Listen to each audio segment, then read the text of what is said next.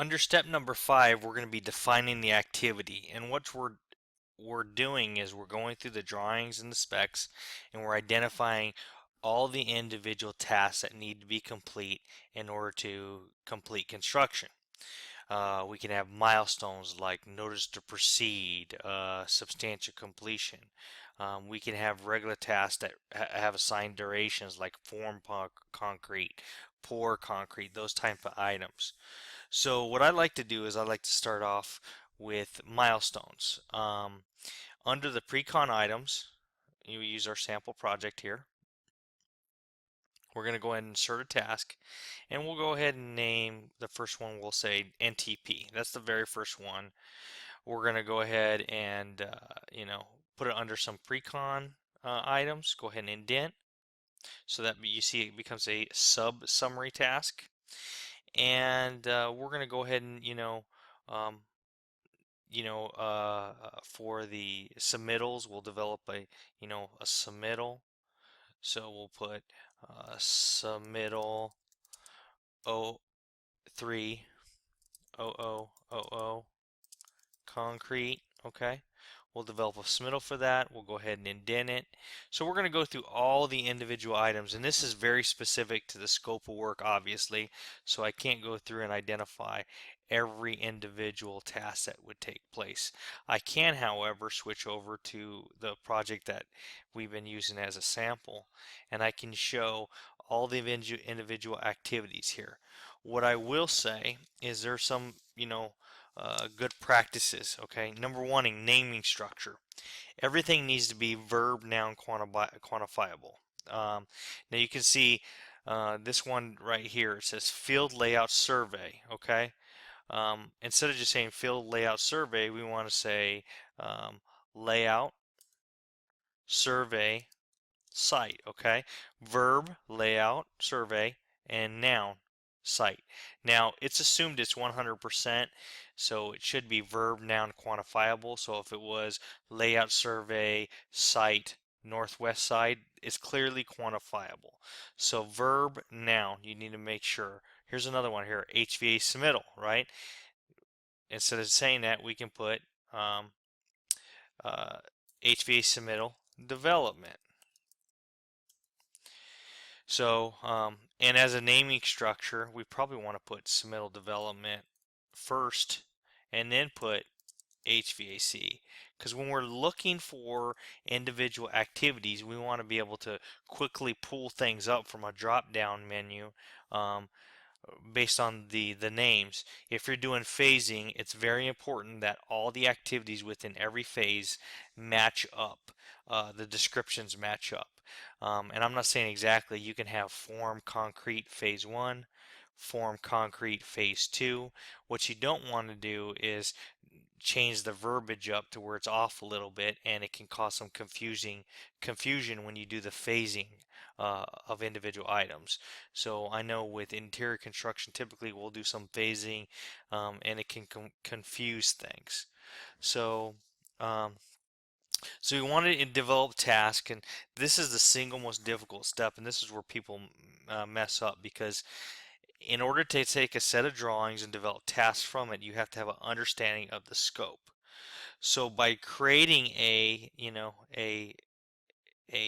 outline, a work breakdown structure where you have all the CSI divisions, it forces you to go in to each individual architectural or structural drawing to look, okay, it says we have site work. What site work do we have? And we can kind of go through and identify those. So I go page by page to the drawing, identifying each of the individual task.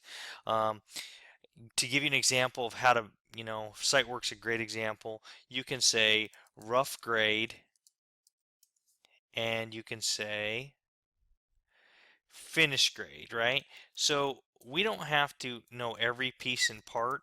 We just need to know that we're going to have rough grading and finish grading. Now this brings up the idea of, well, what is detailed enough? Now, whatever the contracting officer says is detailed enough, or what the owner says is detailed enough. But truly, we want to have anywhere between 2 and 12. Our activities, our average activity should be between 2 and 12 days. Um, You're going to have some 1 days, you're going to have some 0 days, like NTP is a 0 day, right? But the level of detail, how detailed you develop these activities is really dependent upon, um, that duration day, okay? You can see I just indented rough grade and finished grade undersite work. Uh, so that of course excludes long lead items, because long lead items could have 90 days, right? Um, you know, uh, so we can, also for submittals, they could have longer durations assigned to them. But you get the point. The other, kind of pet peeve I have here is the way things are typed in. When people see, you know, a misspelling or a capital letter, they have a tendency to drill deeper. And so we want to make sure that we have everything being spelled correctly.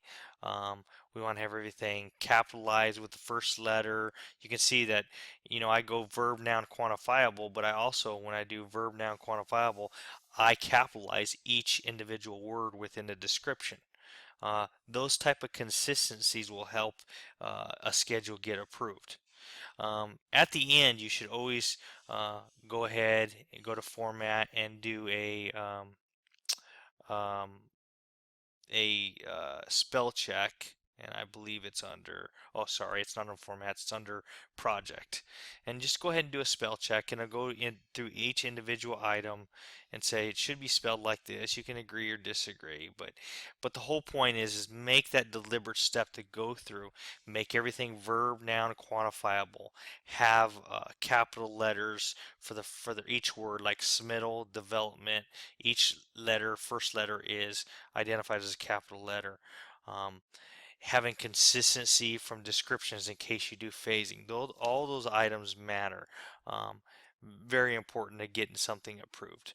So we want to go through the entire scope and identify all the tasks that occur under each work breakdown structure under each outline. Um, and you can see why developing the outline will assist you greatly. So the better the outline is, the better the product will be. Now you can break these CSI divisions down further than just CSI 2. You can say phase 1 CSI 2. You can break them into that finite pieces. You could have it broke down into phase 1, phase 2, phase 3, and with all the CSI divisions under each individual phase. And we can find that information from the table of contents and the drawings. So that pretty much covers up, uh, you know, step number 5, which is developing activities.